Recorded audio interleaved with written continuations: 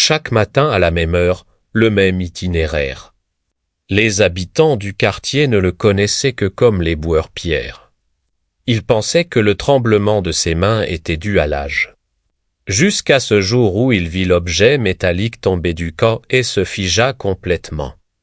Car cet objet, seul un type d'homme pouvait le reconnaître. De quelle ville regarde cette vidéo?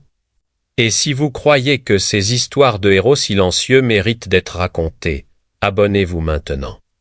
6 heures du matin dans le quartier de la Crosse à Lyon, les rues s'éveillent lentement quand Pierre Moreau sort de chez lui pour sa tournée quotidienne. 68 ans, de taille moyenne, marchant avec les épaules légèrement voûtées.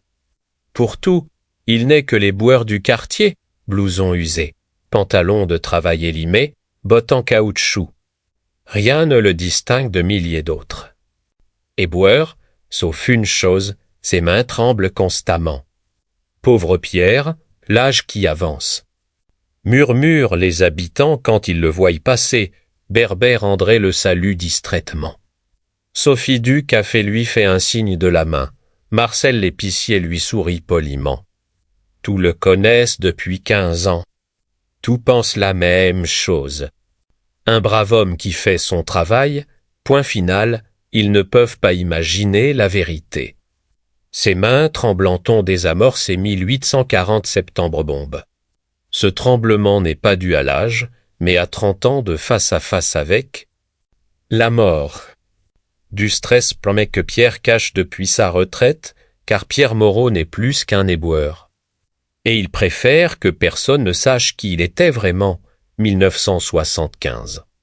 Pierre rejoint l'armée française à 20. Et 1 an, formation au des désamorçages de bombes. Toulouse, Allemagne, États-Unis. Il devient expert, 30 ans de service corse, Paris, mission internationale. 1840 bombes désamorcées, 0 échec. 0 mort, retraite en 2005. Médaille rangée dans un tiroir. L'héroïsme ne se vante pas. Mais la pension ne suffit pas. Marie, sa femme, combat un cancer.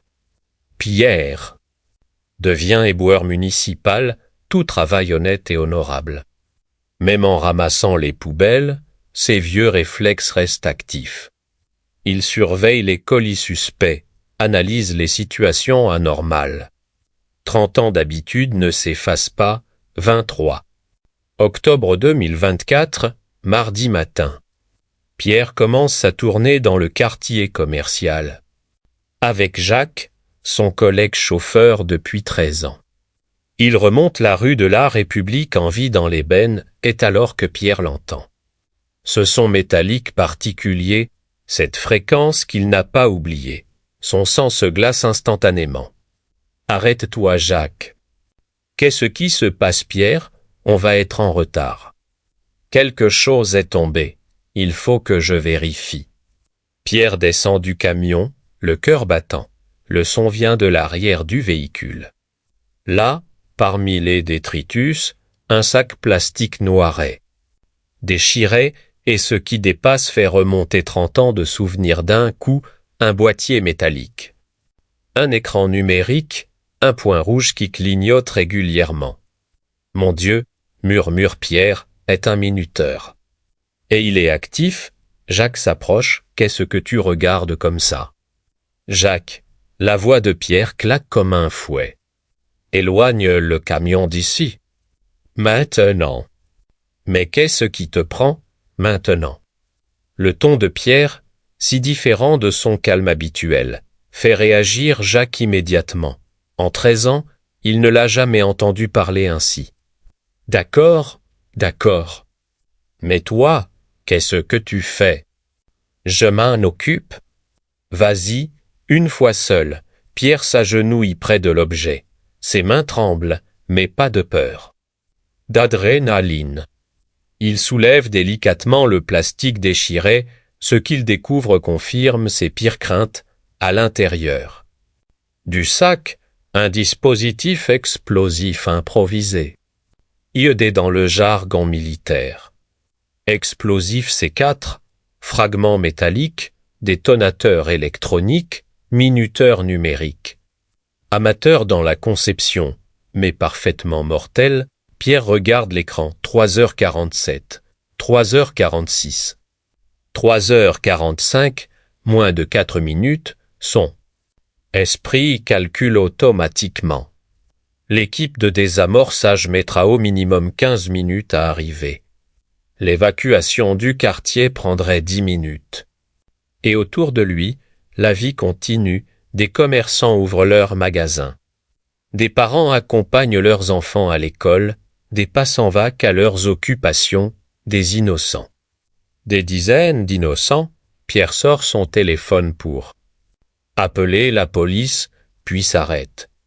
Le temps que les secours arrivent, que la zone soit évacuée. Il ne reste que 3 minutes et 40 secondes, c'est maintenant ou jamais, à 68 ans. Il redevient lèche Pierre Moreau. Expert EOD, il examine l'engin plus attentivement. Construction classique, 2 fils principaux.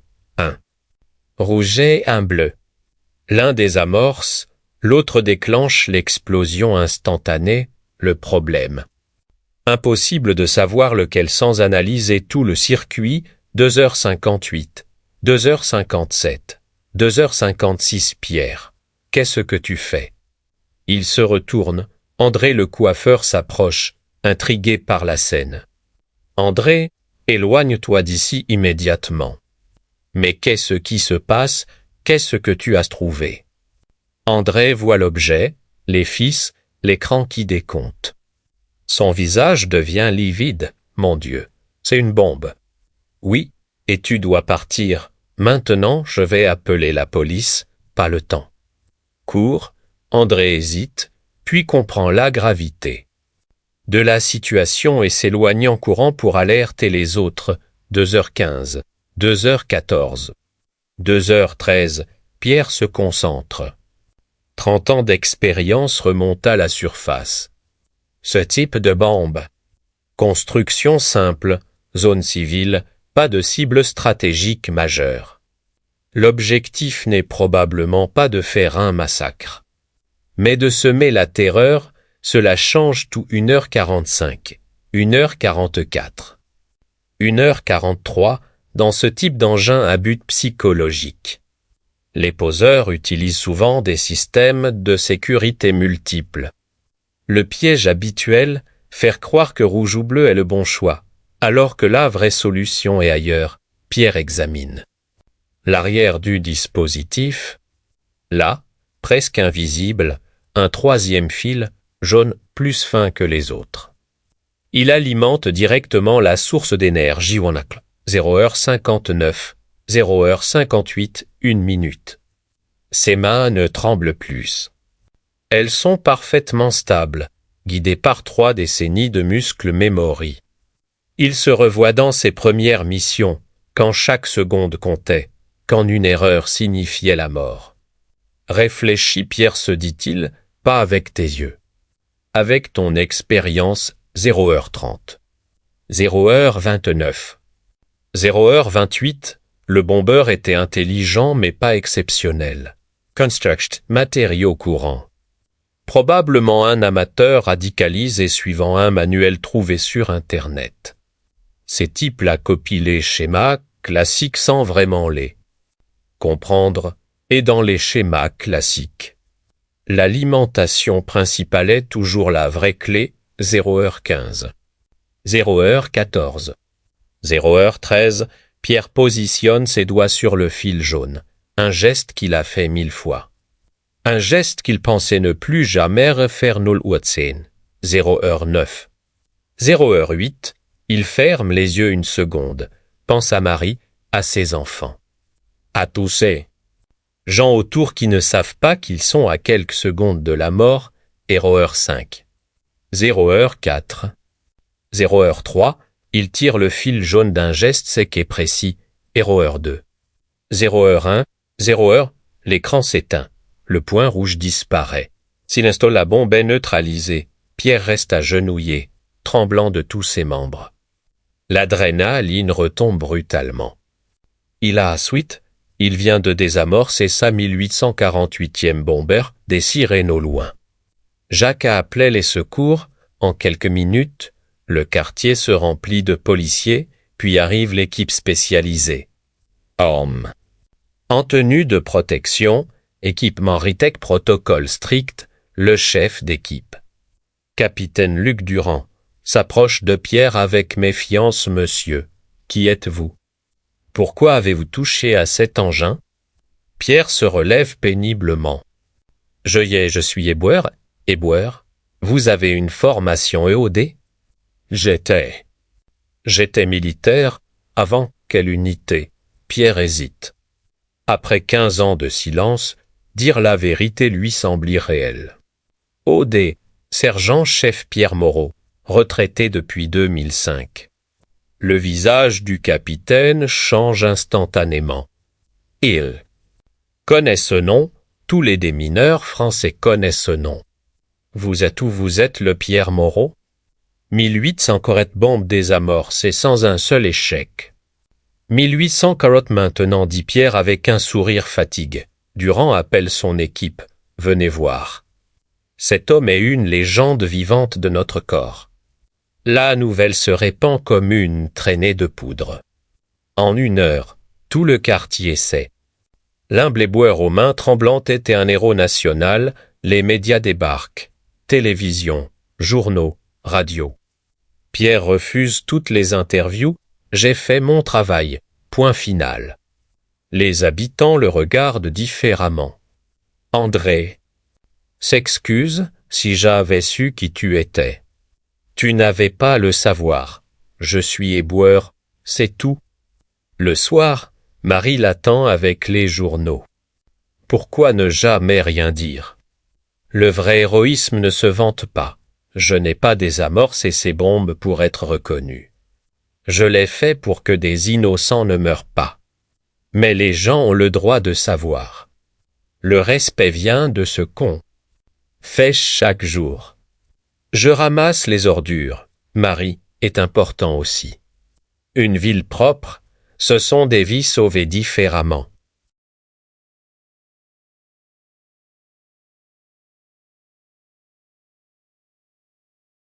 Le lendemain matin, 6 heures. Pierre sort pour sa tournée comme chaque jour, mais cette fois, les rues ont changé. Les gens le reconnaissent, le saluent différemment. Merci Pierre. Bonjour monsieur le héros. On ne savait pas qui vous étiez vraiment? Pierre répond poliment à tout, mais garde sa simplicité habituelle dans le camion. Jacques ne peut s'empêcher de poser la question. Dis-moi Pierre, maintenant que tout le monde sait. Tu vas pas changer de boulot? Et pourquoi je changerais? Ben, tu es un expert en bombes? Tu pourrais avoir un poste important, bien payé. Pierre réfléchit en regardant les rues de Lyon défiler. Tu sais Jacques, pendant 30 ans, j'ai protégé les gens contre les bombes. Maintenant, je les protège contre les maladies en gare dans la ville propre. Au fond, c'est le même combat. Juste avec des outils différents. Tu vois vraiment les choses comme ça? Un héros, Jacques, ce n'est pas quelqu'un qui porte un uniforme. Ou qui a des médailles. C'est quelqu'un qui fait ce qui doit être fait, quand ça doit être fait, sans chercher la gloire. Jacques reste silencieux. Impressionné par la sagesse de son collègue, le camion continue sa route dans Lyon, à bord. Un homme qui a choisi de servir sa communauté, hier avec des bombes, aujourd'hui avec des poubelles. Toujours le même dévouement. La même discrétion, Pierre continue sa tournée chaque matin. Les gens le saluent différemment maintenant, mais lui n'a pas changé. Il sait que la vraie grandeur ne réside pas dans la reconnaissance, mais dans l'acte lui-même, car les vrais héros ne cherchent pas les projecteurs. Ils font ce qui doit être fait. Puis retournent dans l'ombre, message final combien de Pierre Moreau croient sans les reconnaître. Derrière des visages ordinaires se cachent pas tant des héros extraordinaires, la grandeur véritable ne porte pas toujours d'uniforme. Elle se trouve dans le service silencieux. Dans le dévouement sans attente de retour, si cette histoire vous a touché, likez cette vidéo. Aidez ces histoires à toucher plus de cœurs, abonnez-vous. Et activez la cloche, ne ratez aucune de nos histoires humaines, partagez en commentaire. Connaissez-vous des héros cachés comme Pierre? Diffusez cette histoire, ces récits méritent d'être entendus. Prochaine fois que vous croiserez quelqu'un qui fait son travail dans l'ombre, souvenez-vous, vous êtes peut-être face à un héros qui s'ignore. À très bientôt pour une nouvelle histoire humaine, comme Pierre. Soyons grands dans la simplicité.